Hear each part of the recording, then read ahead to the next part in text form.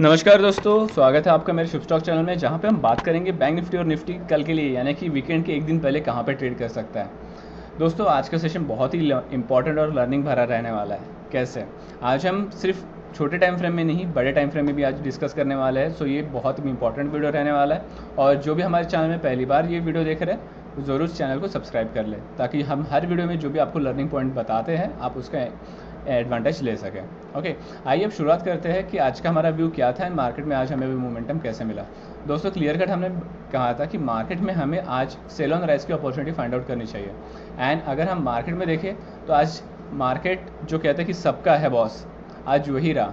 आज मार्केट ने कॉल वालों को भी बहुत बड़ी अपॉर्चुनिटी दी, उसके बाद पुट वालों को भी बहुत बड़ी अपॉर्चुनिटी दी।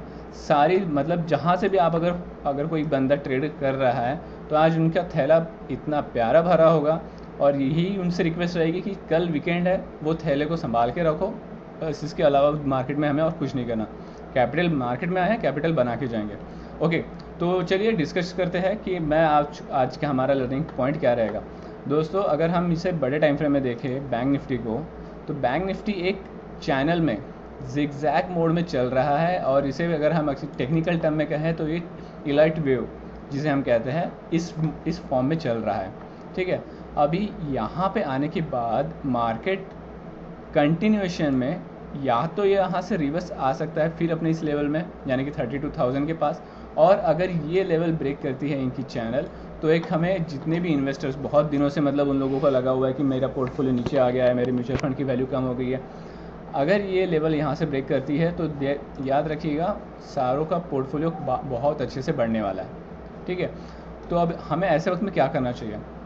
सिंपल है, अगर मार्केट डाउन होता है, हम जिनके पास कैपिटल है वो अपना अच्छा खासा एवरेज लेके कर सकते हैं, या फिर जिनके पास कैपिटल नहीं है वो अपनी पोजीशन में बने रहे।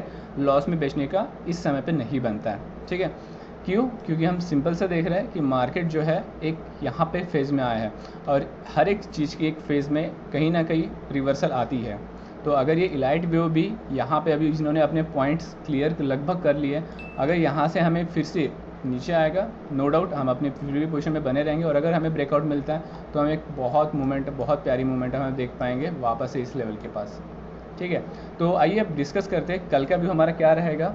कल के लिए हम ट्रेडर्स ने कहाँ पे कोई अपॉर्चुनिटी फाइंड आउट करनी चाहिए, और क्या व्यू से मार्केट में उतारना चाहिए। मार्केट जो है अभी भी जैसे यहाँ से फिर आके नीचे आने की कोशिश कर रहा है, तो सिंपल है, हमें कल के लिए भी सेल ऑन राइज की अपॉर्चुनिटी फाइंड आउट करनी चाहिए। ठीक है, अभी हम इसमें छोटे टाइम फ्रेम में आ जाते हैं। सेल ऑन राइज के लिए जो हमारी फर्स्ट रेजिस्टेंस लेवल रहेगी वो रहेगी साइकोलॉजिकल लेवल 36,000 के पास। मैं अपने टर्मिनल पे ड्रॉ कर लेता हूँ, आप लोग भी मेरे साथ अपने टर्मिनल पे ड्रॉ करके चलिए जी। अगर मार्केट यहाँ पे आता है, हमें एक सेलिंग की अपॉर्चुनिटी फाइंड आउट करनी चाहिए। स्टॉप लॉस रहेगा हमारा मात्र 80 पॉइंट्स का, यानी कि 36,080 पॉइंट का हम स्टॉप लॉस रखेंगे। अगर वो हिट होता है तो उसके बाद मेरी ट्रेडिंग बंद। मैं हमेशा बोलता हूँ कि उसके बाद मुझे कॉलिंग की अपॉर्चुनिटी देखनी चाहिए या फिर पुट की अपॉर्चुनिटी। लेकिन अगर 36,000 के पास अगर 80 ये स्टॉप लॉस हिट होता है तो उसके बाद मुझे ट्रेडिंग बंद करके अपना कैपिटल और या फिर वीकेंड की प्लानिंग करनी चाहिए।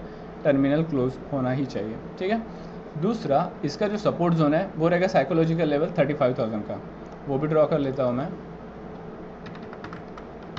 जी।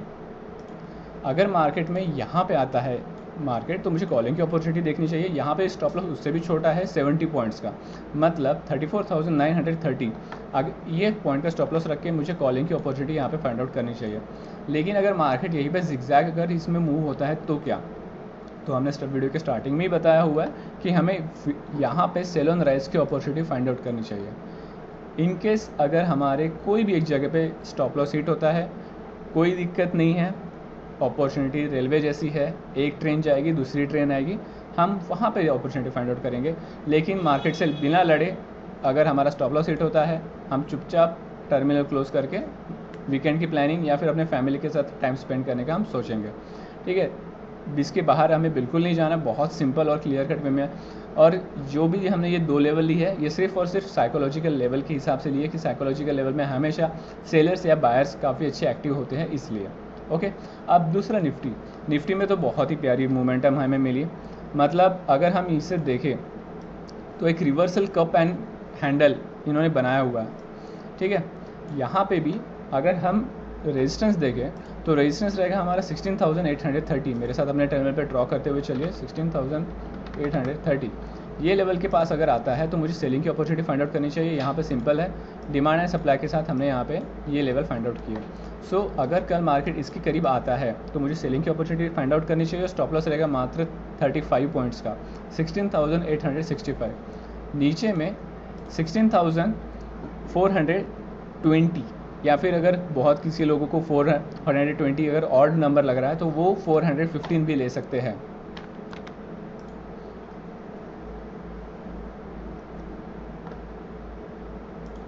एक मिनट, हाँ 16,420, और या फिर जैसे हमने कहा कि उसको अगर किसी को और लग रहा है तो हम इसको 415 भी कर सकते हैं। ये लेवल बहुत सिंपल है दोस्तों। यहाँ पे अगर आप देखोगे तो बहुत तगड़ा रेजिस्टेंस मिला था हमें, जहाँ से मार्केट बार बार रिवर्सल हो रहा था, एंड जब यहाँ पे ब्रेकआउट मिला तो अब उसके बाद ये सपोर्ट का काम कर रहा है। सो मार्केट अगर यहाँ पे आता है हमारे इस लेवल के पास तो हमें कॉलिंग की अपॉर्चुनिटी फाइंड आउट करनी चाहिए, और यहाँ पे हमारा स्टॉप लॉस उससे भी छोटा रहेगा 35 पॉइंट्स का। यानी कि अगर 16,380 के पास अगर आती है पोजीशन, हमें उसके 16,415 के पास आती है तो 16,380 का स्टॉप लॉस लगा के हमें कॉलिंग की अपॉर्चुनिटी फाइंड आउट करनी चाहिए। अगर यहाँ पे भी स्टॉप लॉस होता है कोई दिक्कत नहीं है, टर्मिनल क्लोज करो, आराम से वीकेंड का प्लान करो, और जो लेवल दी है उसके बीच में ही हमें ट्रेड करनी है। अभी यहाँ पे भी मार्केट जो है वापस से ऐसे जाके यहाँ पे आ रही है तो हमें फिर से यहीं पे भी सेल ऑन राइज की अपॉर्चुनिटी फाइंड आउट करनी है। यानी कि अगर मार्केट थोड़ा भी बढ़ता है तो हमें सेलिंग की ही अपॉर्चुनिटी फाइंड आउट करनी चाहिए।